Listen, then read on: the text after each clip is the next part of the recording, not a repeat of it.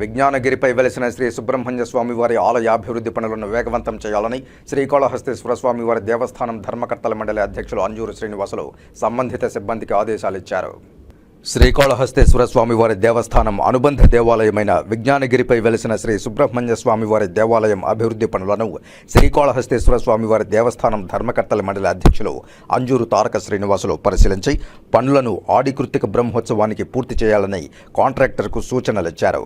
దేవస్థానం ధర్మకర్తల మండలి అధ్యక్షులు అంజూరు తారక శ్రీనివాసులు ఈ సందర్భంగా మాట్లాడుతూ శ్రీకాళహస్తి పట్టణాన్ని నడిబొడ్డులో ఏర్పాటైన విజ్ఞానగిరి కొండపై వెలిసిన శ్రీ సుబ్రహ్మణ్య స్వామివారి ఆలయ అభివృద్ధి పనులను పరిశీలించారు.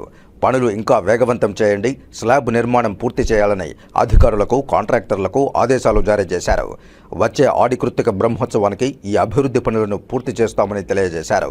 సుమారు 3 కోట్ల రూపాయలతో ప్లాట్ఫామ్, దానిపైన మండపం పనులు కాంట్రాక్టర్ అత్యంత వేగవంతంగా పనులు చేస్తున్నారు. ఇంకా మరింత వేగవంతం చేయాలని కాంట్రాక్టర్ తెలియజేశారు. పనుల్లో నాణ్యతా ప్రమాణాలు ఎక్కడా కూడా రాజీ పడకుండా పనులు చేస్తున్నారని తెలియజేశారు. కాంట్రాక్టర్ను అభినందించారు. అదేవిధంగా ఈ కార్యక్రమంలో దేవస్థానం అధికారులు, వర్క్ ఇన్స్పెక్టర్ బాలాజీ, అలాగే కాంట్రాక్టర్ గుమ్మడి బాలకృష్ణయ్య తదితరులు పాల్గొన్నారు.